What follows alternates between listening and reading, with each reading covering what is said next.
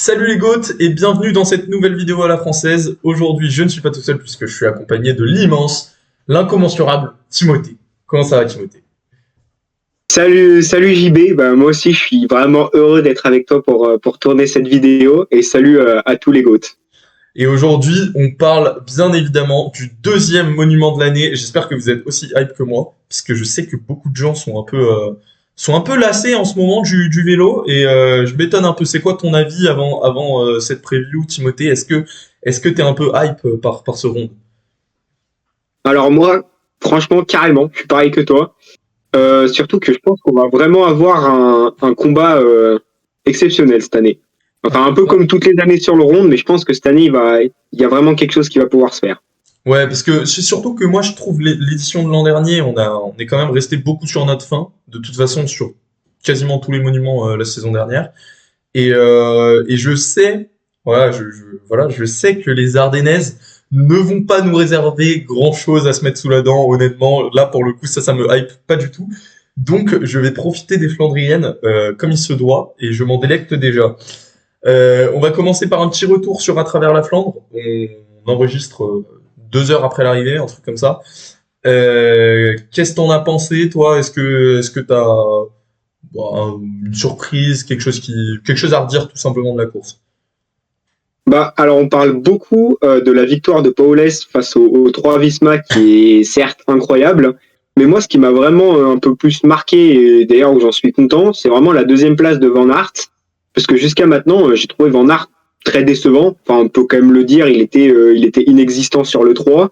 Bon, le Tour d'Algarve, ok, c'était plus en début de saison, donc ça m'avait pas trop choqué, mais quand j'avais vu ce qui s'était passé sur le 3, j'avais vraiment peur que Van Aert soit pas au niveau et qu'il soit un peu absent des débats face à Van Der Poel et Pogacar sur le Tour des Flandres. Et là, aujourd'hui, qu'il fasse deuxième, pour moi, ça montre vraiment que si, il est au niveau et qu'on peut compter sur lui sur dimanche. Donc moi, c'est vraiment ça où je suis content de l'avoir vu à ce niveau-là aujourd'hui. Ouais, moi je suis content de le voir à ce niveau-là, c'est sûr. Malgré tout, je suis pas hyper confiant pour lui pour le round. Je pense que sur Roubaix, il sera au niveau. Là, je pense il profite vraiment d'une situation de course où voilà, la différence se fait pas dans les pavés, hein, la différence se fait sur une bordure. Bien sûr, c'est tout aussi respectable, etc. Mais en fait, il profite de la force de son équipe.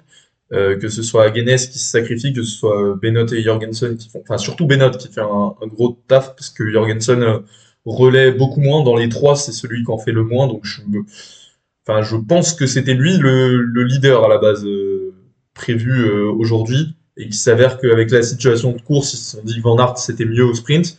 D'ailleurs quelle erreur, hein. Quelle erreur parce que finalement Van Aert est pas capable de régler Paules au sprint, ce qui encore une fois me laisse la petite inquiétude que j'avais. Enfin, je me laisse une petite inquiétude parce que je suis beaucoup moins inquiet que après le 3 comme tu as dit. Mais voilà, je pense que la Visma aurait gagné à peut-être faire attaquer Jorgensen et Benoît un peu chacun à leur tour, ou même Van Aert. Et Paules aurait pas pu tout suivre, mais ils avaient pas beaucoup d'avance, donc voilà. Mais une course somme toute intéressante et surprenante quand même, ce qui manque un peu en ce moment, puisque sur Grand Game on en avait, enfin Anto en avait parlé dans la vidéo d'avant, mais Pedersen a quand même survolé les débats d'assez loin. Oui, c'est clairement le cas. Les dernières Flandriennes qu'on a vues, on a vu quand même des attaques très très loin de l'arrivée et vraiment menées par un seul homme. Et pour rebondir sur aussi le cas Van Aert, ce que j'ai trouvé intéressant, c'est que je pense, comme beaucoup de personnes, je trouve que la Visma est un peu décevante en ce début de saison. Et là, par contre, ils étaient quand même clairement au niveau, parce que même si, comme tu l'as dit, sur un coup de bordure, hein, bon, on a 3 Visma donc dans le top 4. Et sans même parler de ça, tu as parlé de Hagenès quand même qui a fait un gros travail. C'était Dylan Van Barle qui est dans le top 25, il me Et semble. qui fait la Donc, cassure, on parle en plus, hein. C'est il grâce à fait lui la que ça part, capture. hein. C'est grâce à lui que ça part. Donc, Donc franchement, je pense que ce sera peut-être pas les plus forts hein, ce dimanche, Van Aert ou Jorgensen, mais ils auront un sacré collectif et ils nous montrent avec cette bordure que, ok, on est peut-être sur le Tour des Flandres, on est peut-être sur un monument, mais rien ne les empêche de réessayer de faire un coup de bordure. Je ne sais pas au courant s'il y a du vent ou pas, mais tout est possible pour moi. je pense que peut-être c'est plus compliqué de mettre. Déjà, les gens vont être plus attentifs. Les équipes, il y aura plus de leaders à surprendre. Là aujourd'hui, quand la bordure part, c'est Madouas qui essaye de combler le trou. Si c'est Van Der Poel qui essaye de combler le trou, je suis pas sûr que ça se passe pareil. Enfin, voilà. Même si Pedersen avait été un peu mieux placé, peut-être ça part pas. Mais bon, ça c'est refaire la course. Mais sur un round, je pense que les gens seront plus attentifs. Aussi, Pedersen aujourd'hui, il a fait un raid de 70 km il y a de ça 3-4 jours. Il a peut-être pas envie de s'infliger une course-poursuite, lui contre les Visma ou quoi, ou de tenter une attaque de fou pour boucher le trou tout seul, alors qu'il y a le ronde dans quelques jours, tu vois. Je sais pas à quel point ça rentre en ligne de mire, mais du coup je trouve que cette course elle est un peu dure à analyser. Mais comme tu as dit, je trouve que la Visma, on va revenir à s'il y a un, deux, trois personnes dans le premier tiers. Mais pour moi, Visma a peut-être deux coureurs et demi dans le deuxième tiers, quoi. Si on faisait une tier list, je pense que Jorgensen est tout près du premier tiers. C'est peut-être le coureur le plus fort des autres. On va y revenir. Je sais pas comment tu veux procéder. Est-ce que tu veux qu'on passe directement on parle un peu des monstres, puis après on reviendra sur ceux qui peuvent un peu les concurrencer? Ouais, on peut faire ça. Bon, bah, en parlant des monstres, je pense qu'on vous apprend rien en disant que les des énormes favoris, c'est Van Der Poel et Pogacar, hein. Avec Pedersen, qui est cité quand même parmi les favoris, mais qui, pour moi, et je pense que tu es plutôt d'accord, est quand même un petit cran en dessous de Pogacar et Van Der Poel. Ouais, pour moi, Pedersen, c'est vraiment l'arbitre du duel. C'est celui qui pourra les surprendre, qui pourra être là, je pense, dans certaines configurations de course. Peut-être que je me trompe et qui sera tout le temps en chasse-patate derrière. Mais un peu comme ce qu'on a vu d'un Ghana sur Milan-San Remo, je pense que Pedersen, il peut encaisser plusieurs fois, revenir, ou même voir garder leur roue sur certains passages. Et du coup, peut-être les surprendre à l'arrivée, parce qu'il a quand même une très grosse pointe de vitesse, donc s'il est là, faudra pas le sous-estimer.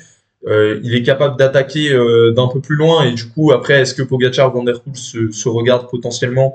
C'est possible. On a vu que même quand Van Der Poel est là, sur le 3, c'est Pedersen qui attaque à 70 ou 80 bornes de l'arrivée, là, enfin, de très très loin. Donc vraiment un mec qui a pas peur, et on en reparlera peut-être dans les pronos. Peut-être que la surprise est de mise. Mais comme tu as dit, il y a deux extraterrestres, on va dire, deux des fantastiques, tout simplement. Pogacar, Van Der Poel.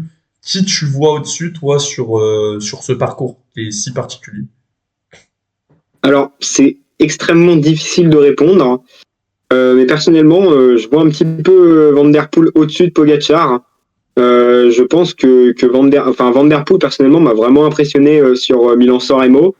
Et je pense qu'il va vraiment devoir se faire bataille, mais Pogacar ne pourra pas lâcher Van Der Poel dans un des monts pavés. Je pense que Van Der Poel ne lâchera pas non plus Pogacar, hein, et qu'on va avoir un sprint final seulement entre les deux et avec une victoire de Van Der Poel. Moi, je sais que je l'imagine un petit peu comme ça. Van Der Poel sera pas spécialement plus fort que Pogacar sur les monts pavés. Je l'imagine même un petit peu moins fort, hein, mais Pogacar ne sera pas suffisamment pour réussir à lâcher Van Der Poel. Eh ben écoute, j'ai une analyse qui est un peu différente, mais en fait je peux pas te dire que t'es tort, parce que j'ai l'impression que c'est deux coureurs qui sont aujourd'hui très très proches, avec peut-être un Van Der Poel qui a plus de technique sur les pavés, mais un Pogacar qui a une endurance à toute épreuve et qui peut spammer les attaques s'il faut dans tous les mondes de la course. Et qui aura pas peur de partir, même avec un Van Der Poel en face de lui, qui aura pas peur de partir à 100 km s'il le faut. S'il pense que c'est la bonne stratégie, il le fera. Et du coup, je pense qu'avec la répétition des efforts, avec voilà, quand on l'a vu sur l'enchaînement Chypre-Poggio, il met genre 10 attaques en 20 minutes. Enfin, un truc de malade. Donc là, je pense que dans la journée, il va les enchaîner tellement qu'il y a un moment où, comme c'était il y a quoi? C'était il y a 2 ans, comme il y a 2 ans, VDP va lâcher un petit peu, un tout petit peu, peut-être 5 secondes en haut du dernier mont. Et s'il y a 5 secondes en haut du dernier mont, je pense qu'il ne le revoit pas. Je pense il pourra pas revenir parce que ça voudra dire qu'il est cramé Et Pogacar arriverait encore une fois tout seul avec quelques dizaines de secondes d'avance au grand maximum. Je pense qu'il n'y aura pas un écart de fou.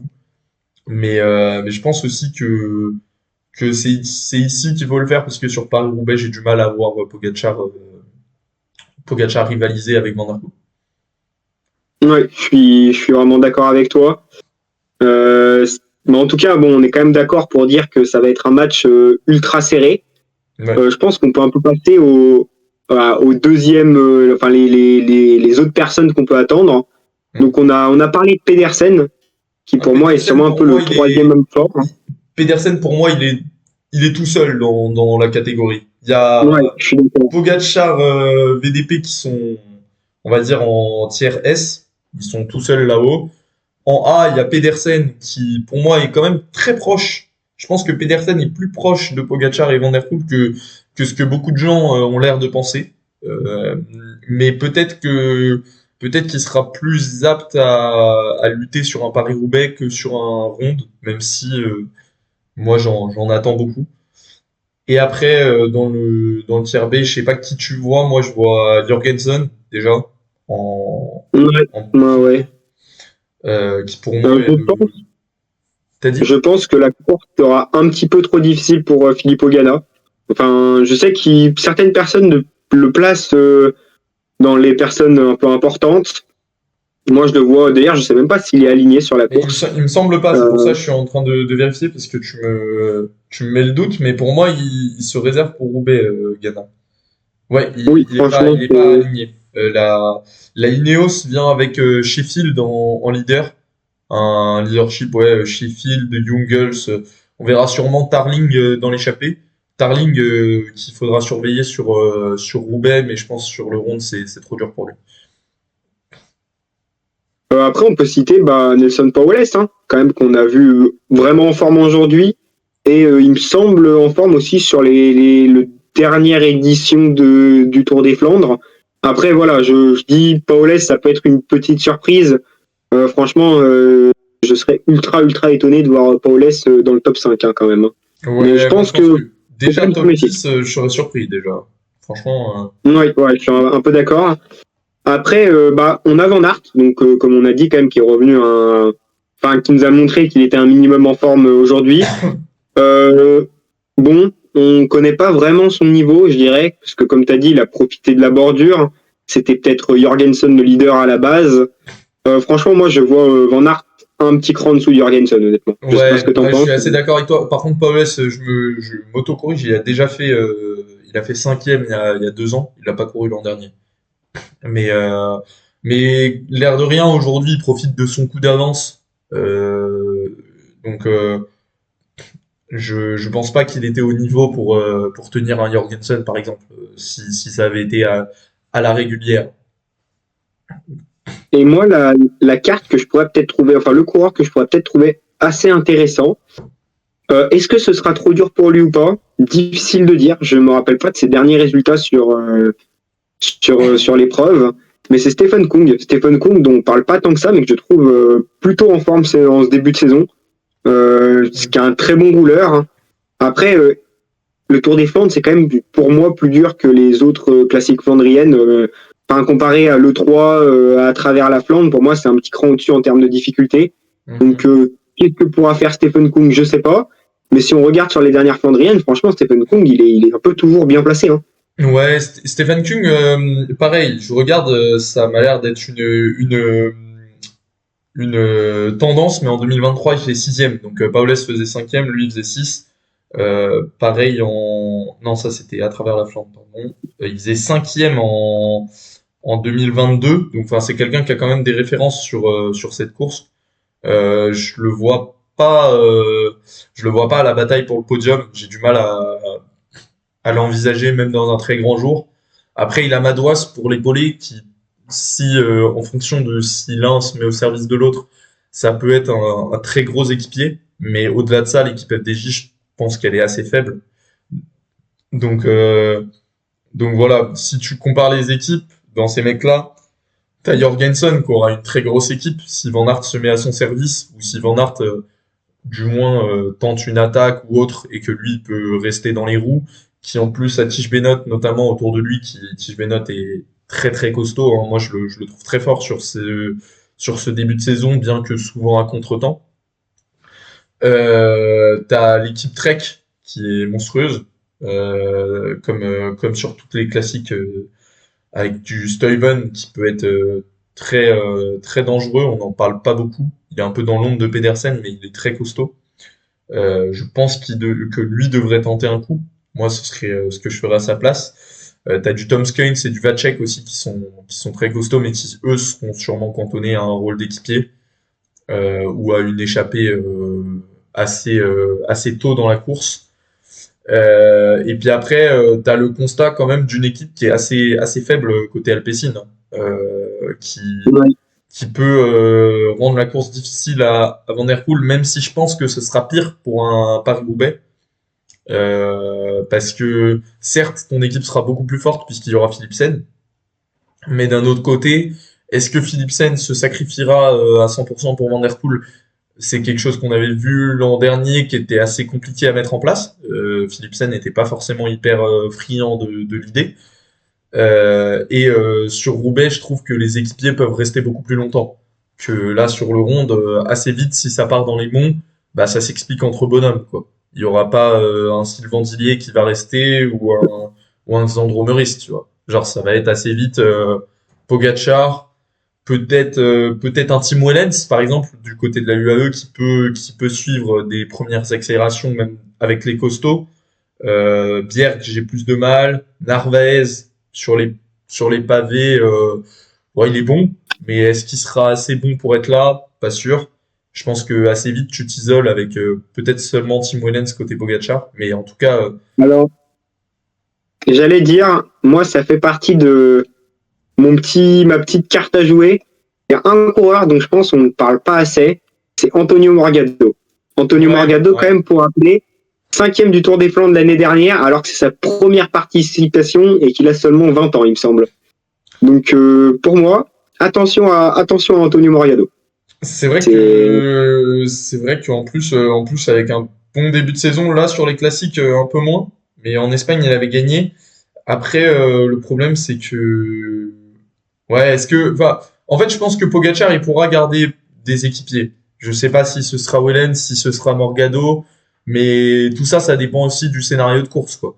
Parce que s'il leur Ouais. demande de rendre la course difficile dès le début, certes ce sera sûrement Bjerg, Politt, peut-être Vermersch aussi qui sauteront assez tôt. Quoique Vermersch a quand même pas mal de références aussi sur les courses comme ça. Mais mais il y a un moment, Wellens et Morgado, s'ils les utilisent pas pour mettre le tempo au début, quand Pogacar va attaquer, Wellens et Morgado, ils vont pas suivre. Enfin, j'ai du mal à voir. Ou alors c'est que l'attaque de Pogacar, elle est à moitié. Et dans ce cas-là, je vois pas l'utilité parce que si t'attaques à moitié, Van Der Poel il suivra sans problème, voire il contrera. Du coup, à ce moment-là, je comprends pas trop l'utilité. Donc pour moi, ça va être tout le monde, il va tous les utiliser en début de course dans les premiers monts pour mettre un tempo d'enfer. Je pense que s'il y a une échappée matinale, il y aura pas d'échappée matinale, si tu vois ce que je veux dire. Et derrière, quand il va attaquer, je pense que ce soit Wellens, que ce soit Morgado, ou que ce soit peut-être un Vermersch, il y en aura un des deux ou trois qui se mettra au service des autres derrière pour peut-être aller chercher un top 5 au sprint à la fin, quoi. Mais ils pourront pas rouler parce que Pogacar sera devant. Donc Ouais. voilà Après, comment. moi, j'allais juste dire, peut-être, je m'attends à Wellens. Alors, pas, je suis d'accord qu'il suivra pas Pogacar, mais un peu plus fort à ce qu'on pense, parce que j'ai trouvé vraiment impressionnant. C'est sur quelle course où où il est en échappé, je crois que c'est sur l'E3, où il est en échappé derrière le groupe Pedersen-Van Der Poel. Et faut quand même dire que Tim Wellens, normalement, c'est quand même un coureur qui aime bien, j'aurais dit, les profils un peu plus difficiles. Et donc, sur un Tour des Flandres, moi, j'attends de voir. Voilà, je suis d'accord avec toi qui suivra pas Van Der Poel et Pogacar, mais je pense que franchement, la UAE a d'autres cartes pour jouer le top 5, comme tu as dit. Moi, je serais surpris que Tim Wellens fasse pas top 10 sur le. Oui, moi aussi. Mais comme tu as dit, le groupe sur le 3 qui est sorti derrière, attends, je vais retrouver la composition exacte là, mais parce que je sais qu'il y avait Stuyven dont on a parlé, il y avait, bon, Casper Pedersen n'était pas dans le groupe, il était dans l'échappée, lui, il s'est retrouvé là. Il y avait Kung et Tim Wellens. Donc il y avait aussi Jorgensen. Et après, c'était le groupe derrière, c'était le sprint qui avait été réglé par Mike Tennyson, qui lui aussi, voilà, côté Astana, je pense que c'est lui le leader, peut-être avec un Bettiol qui a quand même déjà gagné la course, mais que je trouve extrêmement décevant sur sa campagne de classique. Donc Tennyson, voilà, pour un top 15, top 10 serait déjà une très belle performance, je trouve. Après, il y a toujours des mecs dans le top 10 qui sont un peu surprenants, donc pourquoi pas. Je sais pas si on Et oublie quelqu'un.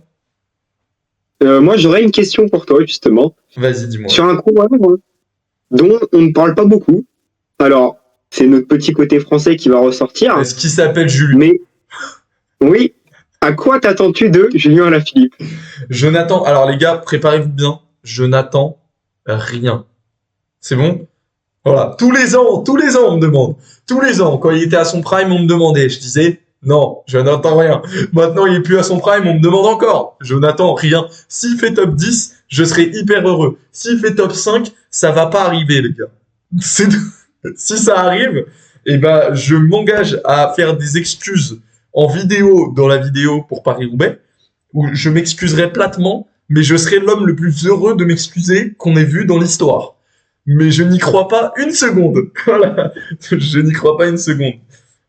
Côté à 100 hein, sur les sites de Paris, c'est la même cote pour vous donner une idée que Dylan Van Barle, qui est quatrième équipier chez Visma, ou cinquième équipier, je sais pas, que Binyam Girmay, qui est un sprinter à la base quand même, que Nils Politt, qui est cinquième équipier chez UAE, et que Nelson Powless. Par contre, Timonets, qui est à 100, je trouve que c'est une très belle cote dans les, dans les mecs comme On ça. vous incite bien sûr pas du tout à pareil. Non, je pense que voilà, c'est des cotes pour la victoire. Si vous avez une cote pour le podium, moi je l'ai pas, mais une cote pour le podium de Tim Wellens qui dépasse les 10, peut-être vous pouvez y aller, voilà. Mais bon, c'est des cotes qui sont pas proposées. Donc, euh, donc voilà. Et sinon, qui on oublie côté Eh ben allez, moi Labora. aussi, Alors j'ai regardé côté Bora. Je pense qu'on est d'accord pour dire que ce sera un peu trop dur pour Laurens Pitty. Ouais, Les frères Van Dijk, je sais pas comment ça se prononce, ils sont forts, mais Van Dijk, pardon. Van Dijk. ils sont pas au niveau pour moi. Après, on a la présence de Oyer Lascano, mais que je trouve décevant Voilà. sur ce début de saison. C'est de je voulais voilà. parler. Sur là, c'est classique, j'ai rien à en tirer. Double DNF sur Kurn et E3, là je vois là, et puis une place anecdotique sur la panne.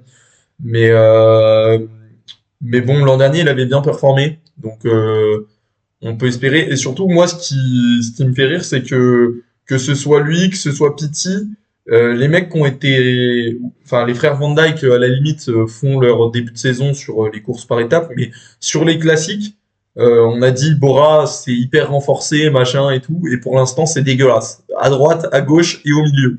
Donc je me dis, il y en a bien un qui va finir par faire un truc, parce que là, ça m'inquiète un peu, quoi. Tu vois. Je me dis quand même, ils ont mis de l'argent pour être bons sur tous les tableaux. Et pour l'instant, bah, ils sont bons qu'avec Roglic, en gros, hein, qui était déjà bon la saison dernière. Donc, euh, donc voilà. Voilà, c'est tout ce que j'ai à dire. Ben, moi, j'ai quand même encore quelques coureurs. Je te cite des petits coureurs, comme ça, je te demande ton avis. Là, c'est un peu, je te pose un peu des petits QCM. Envoie-moi, on change un peu les rôles. Je vais te parler encore de trois coureurs. Là, j'ai trois coureurs en tête. Vas-y, envoie. Que penses-tu de Michael Matthews? Mais gars, je viens de le voir sur la liste et j'étais là, j'étais là, faudrait peut-être qu'on en parle. Michael Matthews, pour moi, sa course, c'est San Remo, donc c'est passé. Il nous a fait sa perf habituelle. Là, j'ai un peu du mal enfin, je pense que c'est trop dur. Après, pour un top 10, j'ai cité Tennyson, donc tu peux citer Matthews. C'est des mecs qui passent bien les bosses, qui ont une pointe de vitesse. S'il y a un gros groupe qui arrive pour la 8e, 9e place, il sera dans le sprint, tu vois. Mais j'ai du mal à le voir au-delà de ça. Maintenant, second coureur, attention, petite devinette. Quel coureur n'est pas en forme cette saison, mais réussit un excellent résultat sur le Tour des Flandres de l'année dernière? Dans une équipe française, mais ce n'est pas un coureur français. Dans une équipe française. Pierre Gautrat? Ah non, Non, pas français. Merde. Lucas Moddato. J'en sais rien. Dis-moi. Lucas Moddato, deuxième du Tour des Flandres de l'année dernière. Hein. Oui, c'est vrai. Oui. Oh. Eh ben, j'y crois pas une Décevant seconde au non début de plus. saison. Parce que l'an dernier, je Non, mais sais pas comment il arrive là. Je sais pas, je comprends toujours pas. Ça, c'est des pics de forme. Tu sais pas d'où ils sortent. Le mec, le matin, il a mangé des céréales Lyon. Il était trop fort. Mais non, et maintenant, pareil, je lui souhaite, hein. Je lui souhaite, parce que ça ferait beaucoup de bien à Arkea. Mais j'ai du mal à le voir rééditer l'exploit. Il y a d'autres mecs qui sont encore plus, enfin, qui font des débuts de saison pareils, aussi cata, et que pourtant, si tu me dis qu'ils font un gros truc, je serais pas si surpris. Là, je l'ai sous les yeux, c'est peut-être plus pour un Paris-Roubaix, mais tu vois, genre, il y a un John Degenkolb qui est sur la course. Je pense pas qu'il fera une performance sur le rond, mais tu me dis qu'il chope un top 10, je te dis, bah, à l'expérience, s'il a bien géré son pic de forme et tout, tu vois, enfin, bon. Mozzato, j'ai pas l'impression que ça soit vraiment il y a le moi mec comme vous. qui va nous surprendre, mais bon, on sait jamais, il l'a déjà fait, donc pourquoi pas.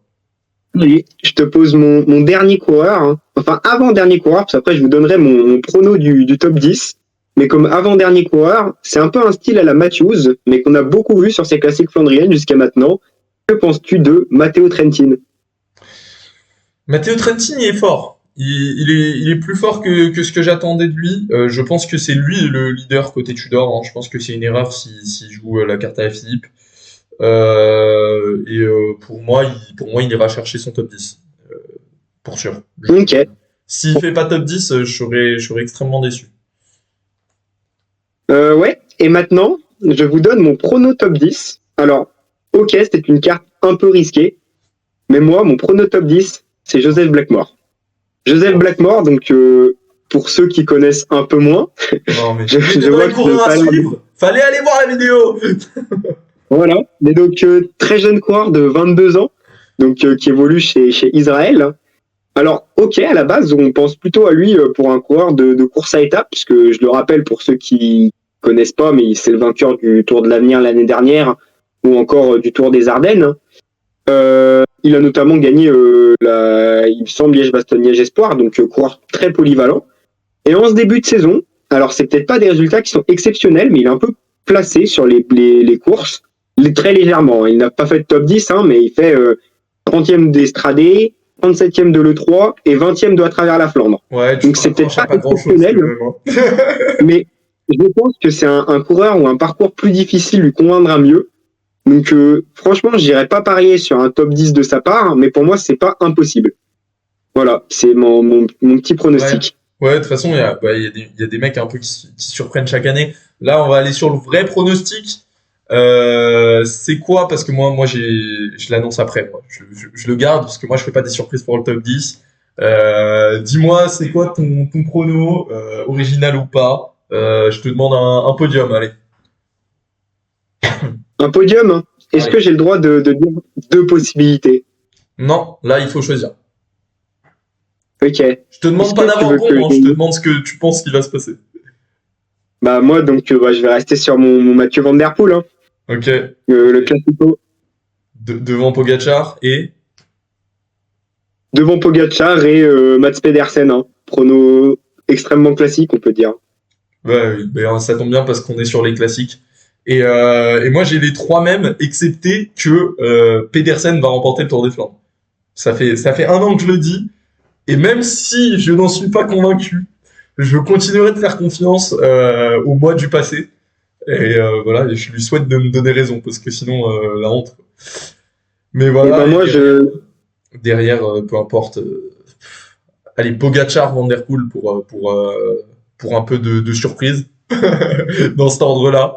Je sais pas comment Van Der Poel fait du coup pour se faire battre au sprint par et Pogacar, mais c'est pas voilà. Et puis comme tu as donné un prono, je pense que Matej Mohoric top 10. Voilà. Je sais pas d'où il va le ok. sortir. Je sais pas parce que franchement Là, E3 DNF, Ganvevel Game DNF, à travers la Flandre 49e. Mais je pense qu'il va nous sortir un truc de derrière le chapeau. Voilà, c'est les pronos des GOAT. Dites-nous en commentaire ce que vous en pensez. Dites-nous si vous êtes hype pour ce premier monument. Et on se retrouve du coup dimanche, je pense, pour débriefer. Oui. Non, enfin lundi, pardon, pour débriefer tout ça. Salut les GOAT! Eh ben, salut les gars.